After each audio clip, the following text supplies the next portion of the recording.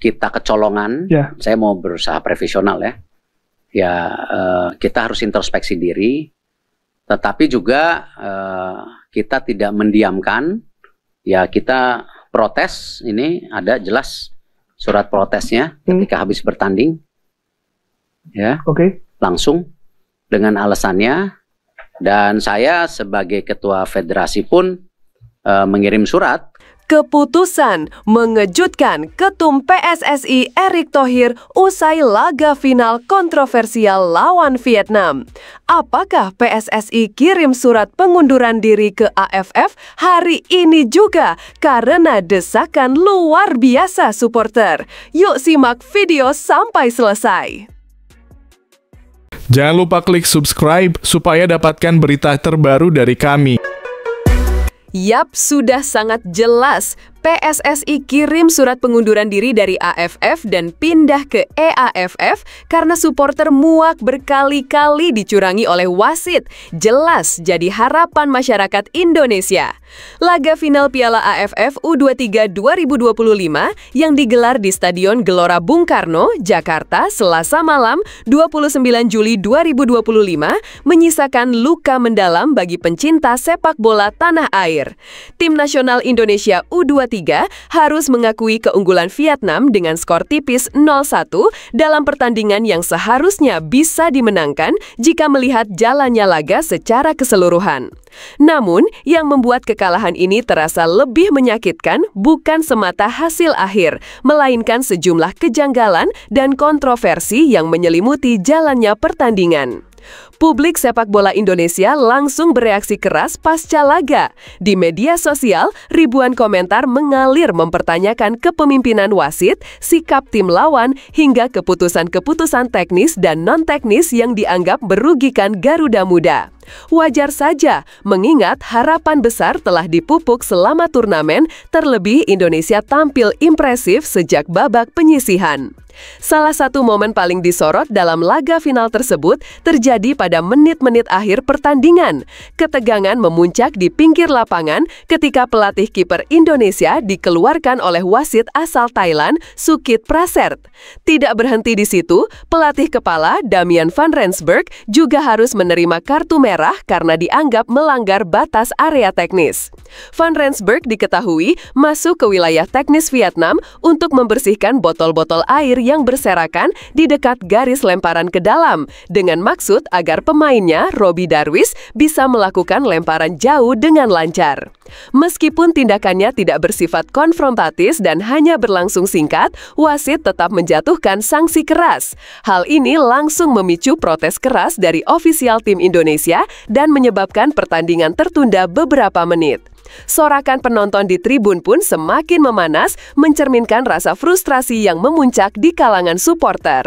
Yang menjadi sorotan berikutnya adalah dugaan adanya taktik tidak sportif dari pihak Vietnam. Dalam laporan media Vietnam seperti Tue Tren News, disebutkan bahwa staf teknis mereka sengaja menaruh botol-botol air di sepanjang garis sisi lapangan, tepat di area di mana Robbie Darwish biasa melakukan lemparan jauh. Strategi ini, meski tidak secara eksplisit melanggar peraturan pertandingan, dinilai sebagai bentuk sabotase terselubung yang menurunkan efektivitas salah satu kekuatan utama Indonesia selama turnamen. Dalam konferensi pers seusai pertandingan, Robbie Darwish dengan nada kecewa mengungkapkan bahwa dirinya tidak bisa menjalankan strategi lemparan jauh secara maksimal karena area tersebut semrawut dan tidak ditertibkan oleh perangkat pertandingan. Lemparan jauh yang sebelumnya menjadi senjata mematikan Garuda Muda justru tak bisa dimanfaatkan secara maksimal di laga krusial tersebut. Dari sisi statistik, Indonesia tampil dominan hampir sepanjang laga. Berdasarkan data dari Flyscore, Indonesia mencatat penguasaan bola hingga 68%, jauh lebih tinggi dibandingkan Vietnam yang hanya menguasai 32%. Namun, dominasi itu tidak berhasil diterjemahkan menjadi peluang berbahaya yang efektif. Kedua tim sama-sama hanya mencatatkan 2 tembakan tepat sasaran. Bedanya, Vietnam berhasil mengkonversi 1 peluang melalui sepak pojok menjadi gol pada menit ke-37 yang menjadi satu-satunya gol dalam laga tersebut. Momen itu menjadi penentu pertandingan dan ironisnya terjadi saat fokus pemain Indonesia sedikit terganggu oleh kondisi lapangan dan tekanan situasional. Legenda sepak bola Indonesia, Ruli Nere, menyoroti kondisi psikologis para pemain muda Indonesia yang dinilai belum cukup matang dalam mengelola emosi dan tekanan di laga besar.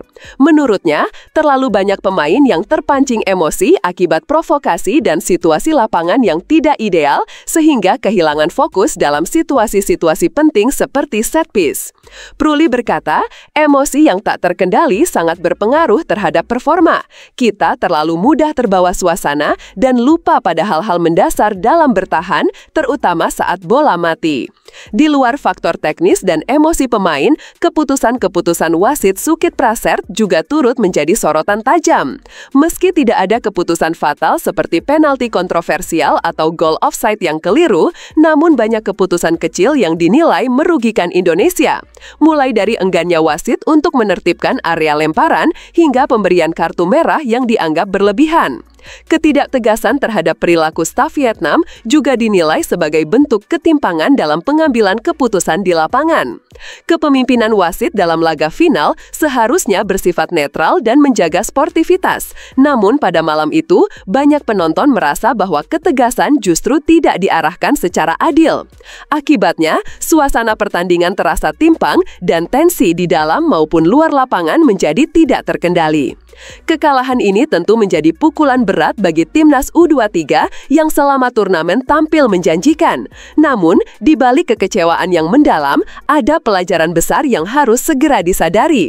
Bahwa bermain bagus saja tidak cukup untuk menjadi juara. Mentalitas, kesiapan menghadapi tekanan, kecerdikan dalam membaca situasi, dan pengalaman dalam laga-laga besar adalah faktor krusial yang membedakan juara dan bukan juara.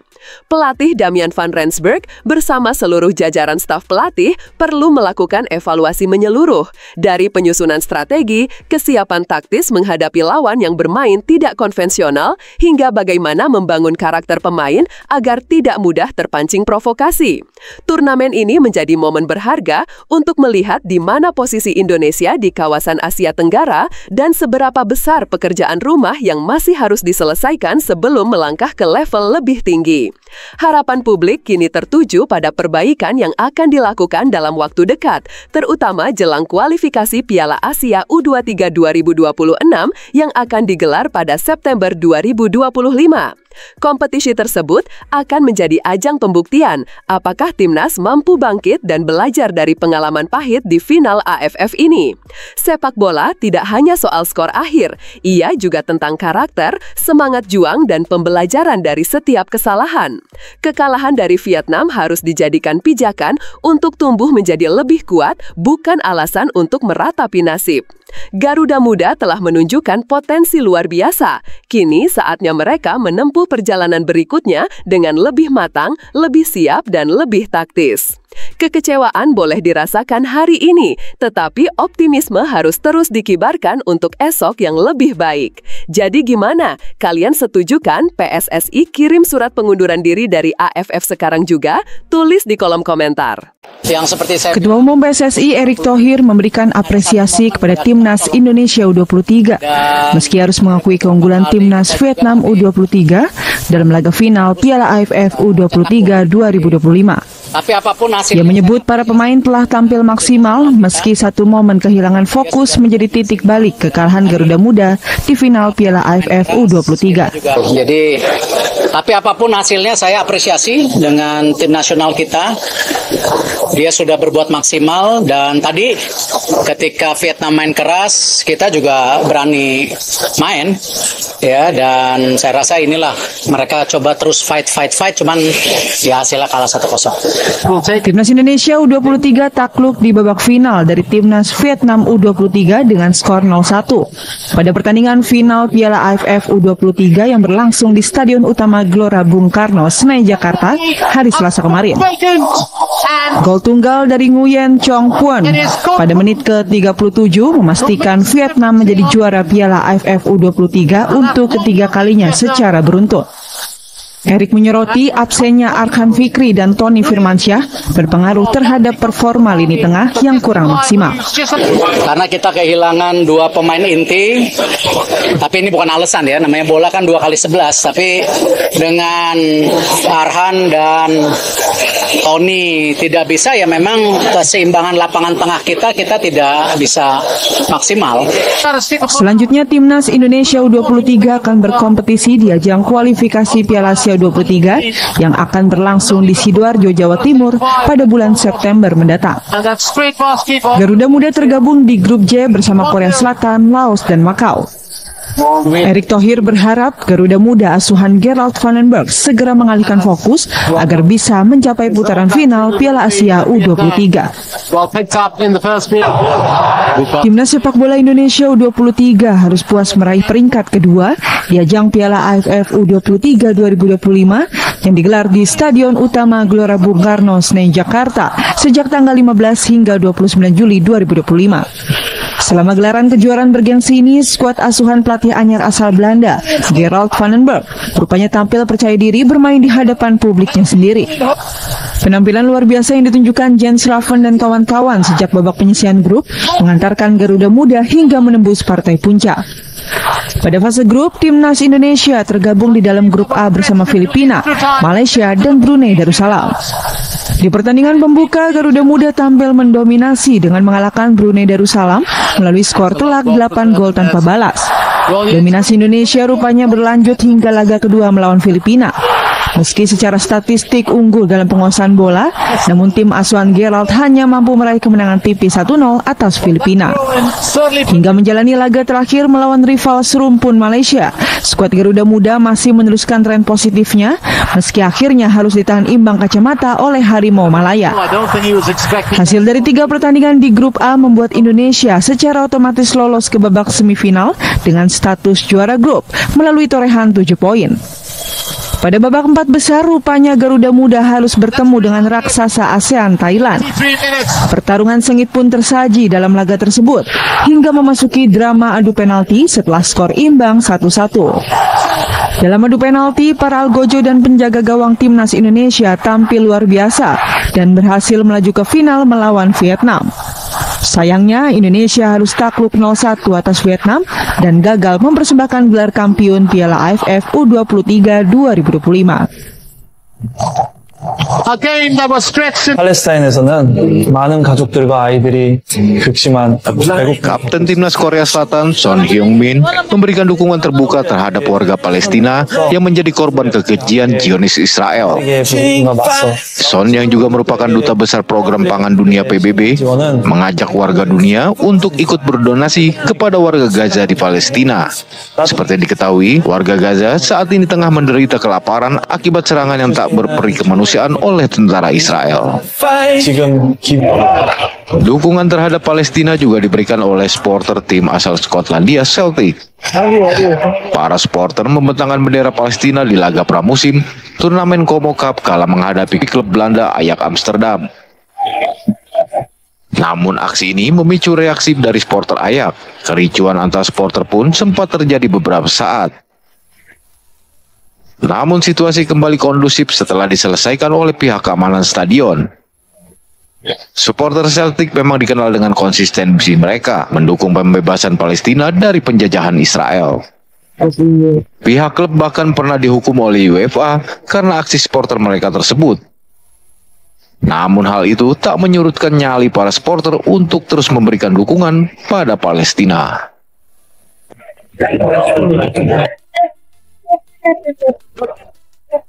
Penyerang baru milik Persija Jakarta yaitu Axel Runtukahu langsung menunjukkan kebolehannya di ajang laga uji coba kontra Arema Malang yang digelar beberapa hari yang lalu. Pada laga yang tersaji di Jakarta International Stadium tersebut, Runtukahu mampu mencetakkan 2 buah gol dan membawa Persija untuk menang dengan skor 3 gol tanpa balas atas Arema Malang. Pemain yang baru menjalani debut pada laga kali ini berhasil mencetakkan gol pertama Persija di menit ke-30 lewat sebuah sambaran usai skema sepak pojok, dan kemudian gol keduanya dicetakkan untuk menggandakan keunggulan Persija di menit ke-58. Kali ini ia kembali berada di posisi tepat untuk mengeksekusi bola muntah. Gol-gol yang Excel cetak menunjukkan gol ala penyerang haus gol yang dibutuhkan oleh Macan Kemayoran. Tentu kehadirannya akan menjadi titik terang bagi Persija yang musim lalu hanya mengandalkan Gustavo Almeida dalam urusan mencetakkan gol. Terlebih lagi, striker berusia 26 tahun itu juga merupakan striker asli Indonesia yang bisa saja membuat namanya terangkat apabila terus tampil konsisten. Potensi yang dimilikinya sebenarnya juga sudah tercium lewat penampilan bersama klub lamanya yaitu Barito Putra pada musim lalu. Di BRI Liga 1 kemarin, meski ia hanya mencetakkan 3 buah gol dari 19 laga, akan tetapi pergerakan dan insting golnya tetap bisa terlihat. Di Persija sendiri, bukan tidak mungkin Excel akan mampu menggeser peran dari Gustavo Almeida, satu-satunya saingan Excel di musim depan.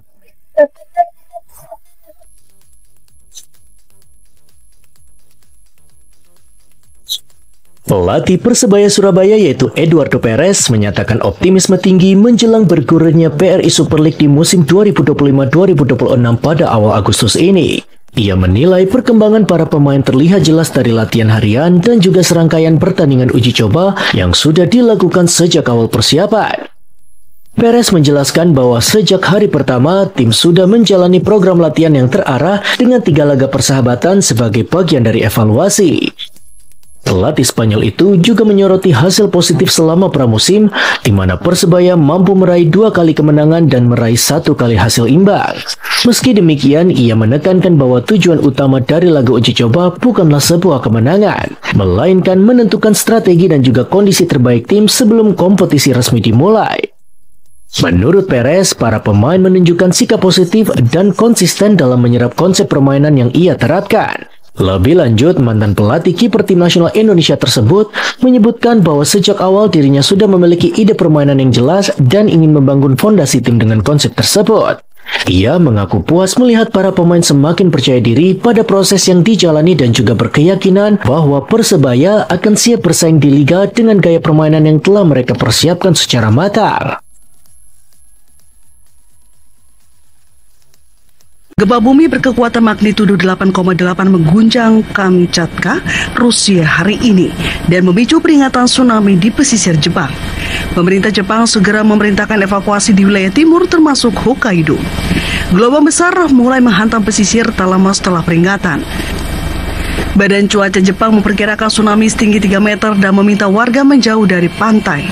Sirine peringatan terdengar di kota-kota pesisir.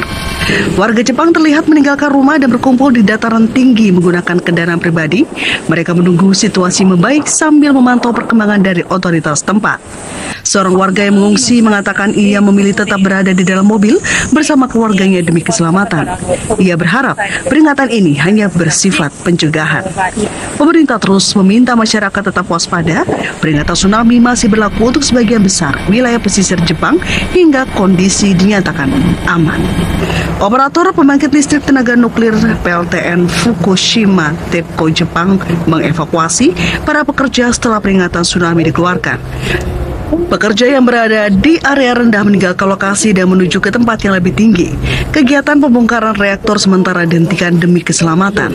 Pihak TEPCO menyatakan evakuasi ini tidak menimbulkan resiko keselamatan tambahan di fasilitas tersebut. PLTN Fukushima sebelumnya mengalami kerusakan parah akibat tsunami pada 2011. Peristiwa ini memicu krisis nuklir terburuk dalam sejarah Jepang. Otoritas Hawaii, Amerika Serikat mendesak warga untuk mengungsi dari daerah pesisir dataran rendah setelah gempa bumi berkekuatan 8,8 skala Richter di lepas pantai semenanjung Kamchatka, Rusia, yang memicu peringatan tsunami di seluruh Pasifik. Direktur Manajemen Darurat Randall Collins dalam sebuah jumpa pers menyatakan prioritas utama adalah keselamatan jiwa. Warga diimbau untuk pergi keluar dari zona tsunami. Wali Kota Honolulu, Rick Blangiardi, menyerukan warganya untuk berhati-hati dan mendesak warga untuk tetap tenang serta bertindak cepat. Warga diharapkan menanggapi seruan ini dengan sangat serius. Warga juga diminta tidak pergi ke pantai dan tidak melihat ombak. Mereka harus naik setinggi mungkin dari zona berpotensi tsunami. Setelah peringatan tsunami, Amerika Serikat menyebutkan gelombang setinggi 1 hingga 3 meter kemungkinan akan terjadi di Hawaii. Wali kota mengatakan tsunami dapat mencapai Oahu sekitar pukul 19:15 waktu setempat. Sementara itu, pantai di Honolulu, Hawaii terlihat hampir kosong menjelang tsunami yang diperkirakan terjadi menyusul gempa bumi dahsyat di timur jauh Rusia yang telah memicu alarm evakuasi di beberapa negara. Gubernur Hawaii, Josh Green, mengumumkan peringatan tsunami telah berlaku untuk Hawaii dan ia telah menandatangani deklarasi darurat. Departemen Manajemen Darurat Honolulu menyerukan evakuasi beberapa wilayah pesisir di Hawaii karena ancaman gelombang tsunami. Warga di daerah dataran rendah juga didesak untuk pindah ke tempat yang lebih tinggi atau ke lantai 4 gedung. Ratusan warga Palestina berkumpul di kota Beit Lahia, Gaza Utara pada Selasa waktu setempat, berharap mendapatkan sekantong tepung atau bantuan lainnya di tengah memburuknya kondisi kemanusiaan. Lembaga Pemantau Kelaparan Global menyatakan skenario kelaparan sedang terjadi di jalur Gaza dengan angka malnutrisi yang melonjak, anak-anak balita yang meninggal karena kelaparan, dan akses kemanusiaan yang sangat terbatas. Otoritas kesehatan di Gaza melaporkan semakin banyak warga Palestina meninggal karena penyebab yang berkaitan dengan kelaparan, dengan total mencapai 147 orang termasuk 88 anak-anak. Sebagian besar meninggal dalam beberapa pekan terakhir. Gambar anak-anak Palestina yang kurus kering telah menggemparkan dunia, membuat Presiden Amerika Serikat Donald Trump berjanji untuk mendirikan pusat-pusat bantuan makanan baru. Puluhan truk mengangkut bantuan bergerak menuju Gaza, Palestina dari Rafah, Mesir di hari keempat jeda kemanusiaan setelah Israel mengumumkan penghentian operasi militer selama 10 jam setiap hari pada Minggu 27 Juli di tengah tekanan masyarakat internasional. Peringatan dari Lembaga Pemantau Kelaparan Global membuka peluang krisis kelaparan buatan manusia di Gaza secara resmi diklasifikasikan sebagai kelaparan untuk menekan Israel agar mengizinkan lebih banyak pasokan makanan masuk ke Gaza. Namun Program Pangan Dunia PBB WFP pada Selasa menyatakan mereka tidak mendapat izin untuk mengirimkan bantuan yang cukup sejak Israel memulai jeda kemanusiaan. Meski dinilai sebagai cara yang mahal dan tidak efektif, Angkatan Bersenjata Yordania kembali melakukan penerjunan bantuan kemanusiaan melalui udara putaran ketiga untuk Gaza pada Selasa 29 Juli. Pengiriman ini menambah jumlah penerjunan bantuan yang dilakukan Yordania sejak awal perang menjadi 129. Penerjunan ini dilakukan oleh 2 pesawat C-130 Angkatan Udara Kerajaan Yordania dan Angkatan Udara Uni Emirat Arab, membawa sekitar 15 ton makanan dan pasokan dasar, termasuk makanan kaleng, susu formula bayi, gula, dan beras.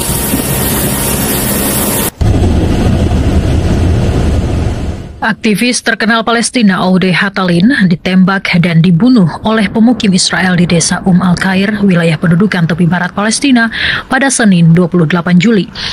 Hatalin adalah seorang konsultan dan turut membantu tim film pemenang Oscar No Other Land yang mendokumentasikan kehidupan warga Palestina di wilayah Masafer Yatta, termasuk serangan-serangan yang dilakukan para pemukim Israel.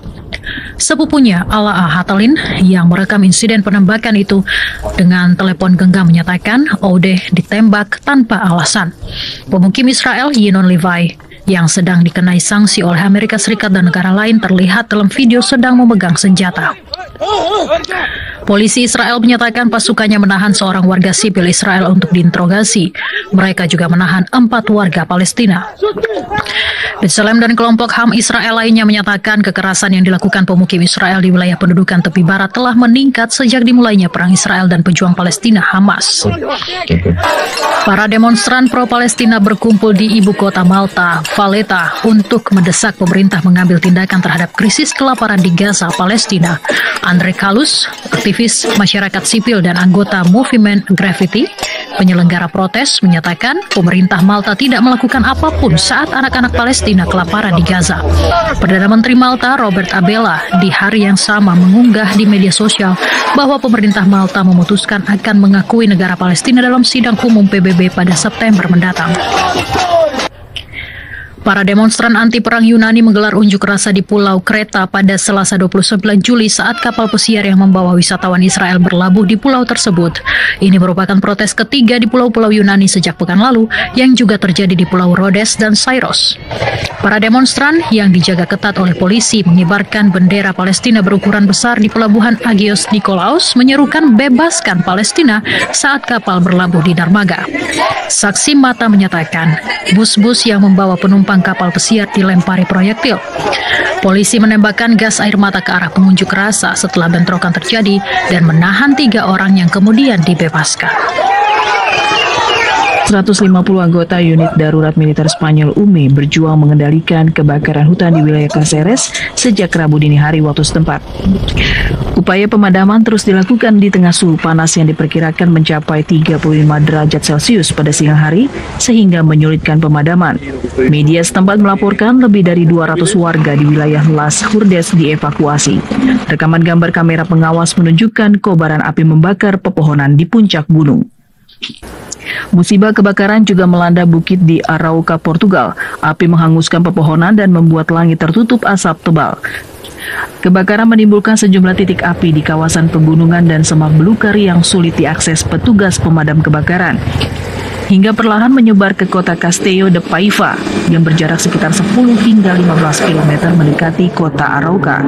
Komandan Perlindungan Sipil Mario Silvestre menyatakan Arauca menjadi titik api yang paling mengkhawatirkan. Lebih dari 700 petugas pemadam kebakaran dengan sekitar 250 mobil pemadam dan 9 pesawat dikerahkan untuk memadamkan api. Sementara itu, rekaman drone menunjukkan desa di Rumania Timur yang terendam banjir setelah diterjang banjir bandang akibat hujan deras. Sekitar 25 desa di 9 wilayah di Rumania terkena dampak hujan deras dan angin kencang yang menghancurkan atap dan menumbangkan pohon, sehingga menghambat lalu lintas di sejumlah jalan nasional. Kawasan yang paling parah terkena dampak adalah Neam dan Suceava akibat 2 sungai yang meluap. Musibah banjir ini menewaskan seorang pria berusia 63 tahun dan memaksa ratusan warga mengungsi. Luapan air juga menutup seluruh akses jalan menuju desa Brosteni di wilayah Suceava, Rumania.